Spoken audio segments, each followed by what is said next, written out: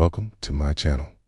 In the depths of the Egyptian desert, where the sun beats down on ancient mysteries, there lived a man who dedicated his life to uncovering the secrets of the past. His name was Daniel.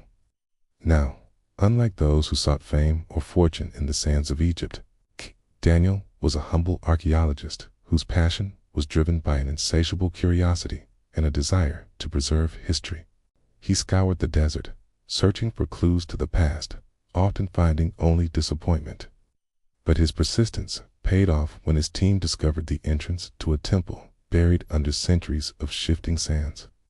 As they cleared the sand, revealing the weathered stone structure, a sense of excitement washed over Daniel. This wasn't just any temple. Etched into the limestone were images of a jackal, its head adorned with a pharaoh's crown. This was no ordinary animal. It was Anubis, the mythical guardian of the dead, depicted with the body of a jackal and the head and beard of a human, a symbol of his role as the ferryman of the afterlife. According to ancient texts, Anubis guided the souls of the dead through the underworld. But why was he here? What did it mean for them to find this temple? With each step he took into the temple, the light from the opening behind him faded, replaced by an eerie darkness that seemed to cling to the walls. The silence was heavy, broken only by the distant whisper of the wind outside. Then he heard it, a soft scratching sound, like claws on stone, coming from the depths of the catacombs. Shaking off the unease, Daniel pressed on. The walls were covered with golden hieroglyphs, each stroke telling stories of a time long gone. Depictions of Anubis guiding souls, mummification rituals, and scenes from the afterlife unfolded before his eyes. But it was the central figure that captivated his attention. A half-man, half-jackal, Anubis himself, his gaze seeming to follow Daniel as he moved through the temple. As he descended deeper into the catacombs, the air grew thicker, making it harder to breathe. The scratching sound grew louder, more insistent. And then he saw it, a small hole in the wall, perfectly round, as if made by a claw. Daniel hesitated, fear momentarily paralyzing him. Was he truly alone in this tomb? What was making those sounds? Then, driven by his thirst for discovery, he pushed on. The passage opened up into a large chamber, and there, in the flickering light of his lamp, lay a sarcophagus, untouched for millennia. It was adorned with the same intricate carvings as the temple walls, depicting Anubis and other deities from Egyptian mythology.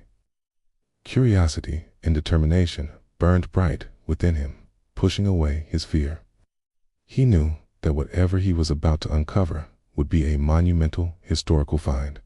Carefully, he began to brush away the dirt and debris covering the sarcophagus, revealing a large slab of stone that sealed the tomb. It was decorated with the image of Anubis, his expression solemn and watchful. As Daniel brushed away the last of the dirt, he noticed an inscription above the figure's head. It read, "Beware, mortals, for the guardian of the dead slumbers here." A chill ran down his spine. Had he disturbed something he shouldn't have? He looked at the sarcophagus, then back at the inscription. His heart pounded in his chest, a drumbeat of fear and excitement. He could turn back, leave this place undisturbed, or he could proceed and face whatever awaited him. Driven by his lifelong pursuit of knowledge, he chose to press on. With a deep breath, he reached out and pushed against the stone slab. It groaned as it began to rise, revealing the dark, gaping maw of the tomb. Inside, the air was heavy and cold, and the silence was absolute. The scratching sound from earlier echoed around him. With every fiber of his being, Daniel wanted to run, to escape the oppressive darkness of the tomb. But he stood his ground, his determination to uncover the secrets of the past fueling his resolve. His journal, found months later by his worried colleagues, contained his final entry. "I have found the tomb of the Jackal god, but as I descended into its depths, I realized that I had awakened something that should have remained buried. Anubis is real. He watches me from the dark. I hear claws scratching the walls. And in the stillness of this tomb, I hear the echo of his anger. He remembers being forgotten, and now he is awake. With that chilling last entry, the pages of Daniel's journal came to a close, leaving his colleagues in the world with more questions than answers. What had Daniel discovered in the depths of that tomb? What had he awakened, and what had happened to him? These questions may never be fully answered, leaving the mystery of the Jackal's temple and Daniel's disappearance to echo through the halls of time. Thank you for watching. If you enjoyed this story, please don't forget to share. Your support means everything to us. Story 2. The Priest's Curse. Our story begins in a small village on the banks of the Nile River during the days of the Old Kingdom. Here, deep in the Egyptian desert, life was peaceful and the people were devoted to their religious practices. One such person was a priest by the name of Menkhip, who served the god Anubis at the local temple. Menkhip was an exemplary priest, always so neat and proper that the villagers came to him from miles around for help with burial rituals and funerary rites. One day, a funeral procession arrived at the temple, led by 2 wailing women. They told the priest that their brother had passed away in the village and implored Menkhip to come and perform the necessary ceremonies to guide their brother's soul safely into the afterlife. Of course, the priest agreed and set out immediately to assist them. When they reached the house of mourning, the priest noticed that the deceased's body had already begun to bloat and decay. So he told the mourners to bring him the finest linen wrappings and the most precious oils for the mummification. But while the others went to prepare these things, Menkhip entered the corpse's room alone to examine the body.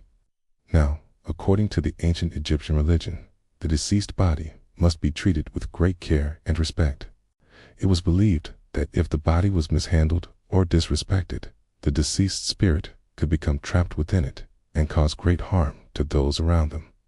But Menkhip, overcome with the heat and the smell of decay, became careless. He accidentally dropped some of the deceased's teeth and bone fragments onto the floor, and even worse, knocked over a small statue of Anubis that was sitting on the corpse's chest. In a panic, he tried to make amends by lighting some incense and making offerings to the jackal-headed god. But he knew that he had committed a grave offense. And as the night wore on, he began to worry about the consequences. That night, as he lay sleeping in his own house, he had a dream. He dreamt that he stood before the scales of judgment in the hall of truth. On one side of the scale was his heart, and on the other side was a black feather. Then the goddess Mat, who personified truth and justice, approached him and placed her finger on her nose, indicating that his heart was impure. Unable to bear the shame of his deceit, Menkhip woke up screaming. And when the villagers came to his aid, they noticed that his skin had turned black and leathery, and that his hands and feet had begun to rot away. The villagers, horrified by the sight of their beloved priest in such a state, rushed to tell the chief of the temple about what had happened. The chief priest, along with several other priests and priestesses, arrived at Menkhip's house later that day. Upon entering, they saw that the walls and floor were covered in sand, as if a small earthquake had occurred. The priests and priestesses performed a ritual to drive out whatever evil spirit had befallen him, until, when they touched the decaying flesh with a special herb to stop the rot, they found that it was no use. That night, Menkhip's cries could be heard echoing through the village. He screamed about the paws of a jackal that was scratching at his skin and the sound of funeral drums pounding from beneath his floor. The villagers, too afraid to approach the priest's house, could do nothing but watch and listen as he slowly lost his mind. Finally, 3 days later, the villagers, along with the chief priest, returned to his house. They found his body perfectly preserved in the linen wrappings, but when they removed the wrappings, they saw that the inside of the wrappings had been torn apart and there were claw marks left by the jackal's paws. The chief priest, realizing that the curse of Anubis was upon him, ordered the body to be buried immediately. And so the story of Menkhip, the priest who dared to defy the gods, and the consequences that followed, was passed down through the ages, a cautionary tale to those who would tamper with the sacred. The end. Thank you for watching. If you enjoyed the video, please subscribe to my channel and leave me a like and comment below. I'll see you next time. Stories for you today. So let's jump right in with story no. 1. The Watcher at the Necropolis.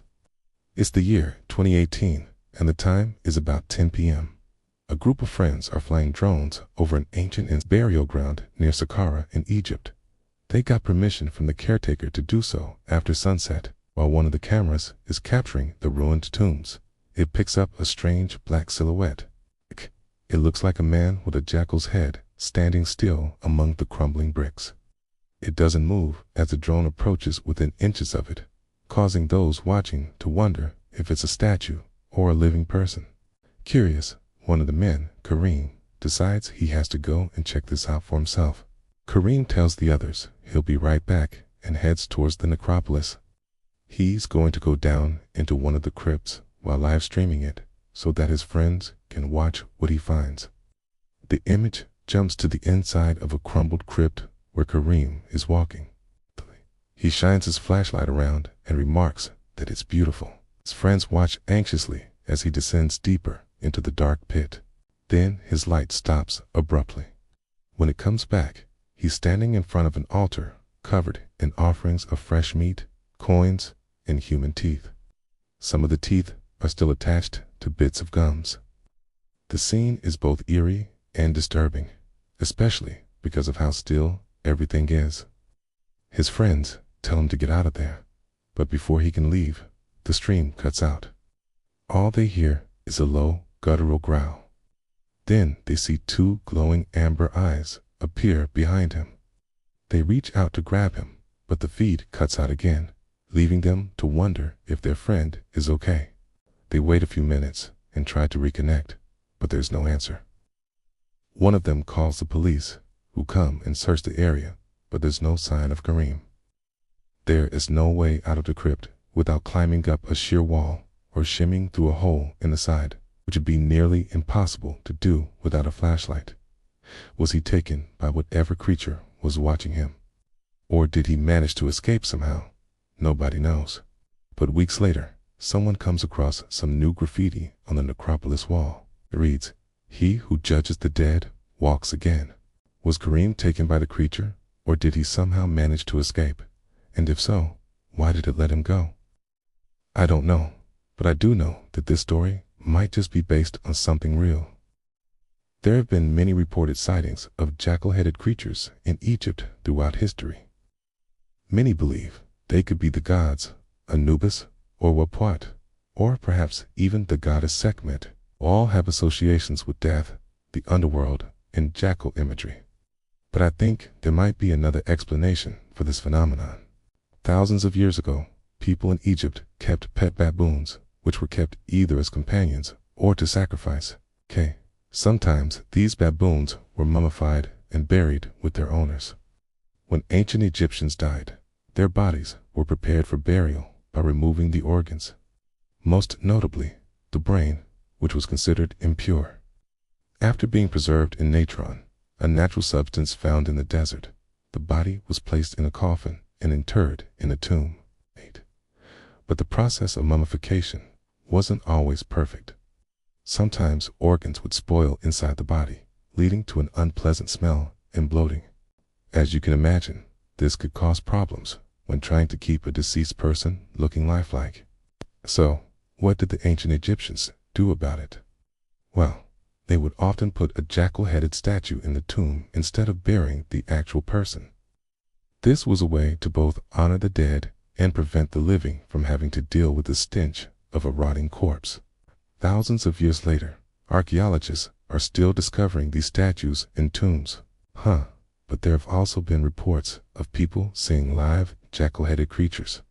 Could these be guardian statues come to life to protect the dead? Perhaps, but I think there's another explanation. Jackals are scavengers known to prey on small animals and even larger mammals. They're highly adaptable and intelligent, capable of learning and remembering human speech patterns. Jackals have been documented to steal food from people and have been known to attack livestock. These factors might have led the ancient Egyptians to associate jackals with death and the underworld. And if they've been stealing bodies from tombs, well, that would certainly explain the sightings of jackal-headed creatures carrying off human corpses. Now, I don't want to dismiss the possibility that these could actually be gods, but I think there are other explanations for these mysterious phenomena, and I hope that in the future, more evidence will come to light so we can learn more about them. But for now, let's move on to our next story. Story No. 2. The Curse of the Siren. The time is about 9 p.m., and the location is the Greek island of Spinola. That is, where local bartender Kostas Papadopoulos is tending to customers when he sees a group of foreign tourists enter. The man's with a woman and 2 children. He watches them walk past several tavernas until they reach the sea. Then they disappear from sight. It's an hour later. An elderly customer enters the bar and asks for a shot of ouzo, a strong Greek drink. He downs it quickly and leaves without paying. Kostas thinks nothing of it until a short while later, when he gets a call from the police. They tell him a foreigner drowned in the sea and ask if he saw anything. Kostas goes over the events of the night in his head, trying to remember if he saw the family after they left his bar. He remembers seeing them arguing loudly, but not much else. The news of the drowning spreads quickly, and soon Kostas hears whispers about sirens, dangerous female spirits who lure sailors to their deaths. People say they're half bird and half woman, but I personally have never seen one. Legend says anyone who sees a siren is doomed to die within a year. And when the body of the dead man is brought ashore, Kostas sees that it matches the description given by witnesses. The dead man was indeed handsome, with long flowing hair and the upper body of a man and the tail of a bird. In the aftermath, the town tries to figure out what happened. Was it a tragic accident, a murder, or something more sinister? The whispers continue though.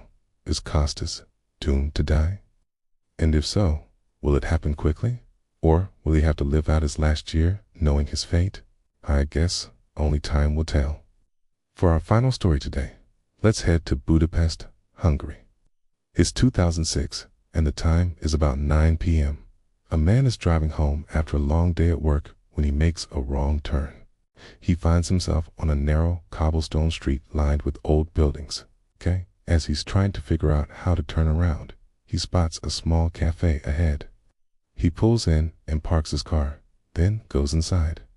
The bell above the door jingles as he enters, but nobody is there. He looks around at the empty tables and chairs, then at the closed cash register. Just as he's about to leave, he notices a staircase in the corner. Curiosity piqued, he starts to walk up the stairs. As he climbs, the air grows colder and damper. He shivers and pulls his jacket tighter around him. At the top of the stairs, he finds a door slightly ajar. He pushes it open and steps inside. The room is dark and musty, filled with cobwebs and old furniture. He walks further in and sees a large mirror on the wall. He walks up to it and stares directly into his own eyes. But as he does, he notices something strange. In the reflection, he sees a tall, thin man wearing a Victorian nightgown. The man seems to be staring right at him. Startled, the driver takes a step back, but as he does, the man in the mirror moves forward. The driver turns and runs down the stairs, practically tripping over his feet in his haste to get away. He throws open the cafe door and sprints to his car. He fumbles with his keys, trying to start the engine and drive away. But as he does, he hears footsteps pounding up the stairs. He slams his foot down on the accelerator and speeds out of the cafe and onto the street. He glances over his shoulder and sees the thin man standing on the stairs, arms outstretched as if trying to reach him. The driver shakes his head, thinking it must have been a dream. But as he continues on his way, he can't help but glance over his shoulder every few seconds. Just as he reaches the end of the block, he sees the same cafe again. He slows down and prepares to make a U-turn, but as he does, he sees the man standing in the doorway. The driver slams on the brakes and reverses down the street. He glances over his shoulder and sees the man standing in the doorway. He cueing help, but feels a sense of dread as he realizes he may never escape the clutches of this mysterious spirit. What do you think? Were the stories scary? Let me know your thoughts, and thanks for watching. If you liked the video, please hit the thumbs up button and subscribe. And if you want to watch more videos like this, click here.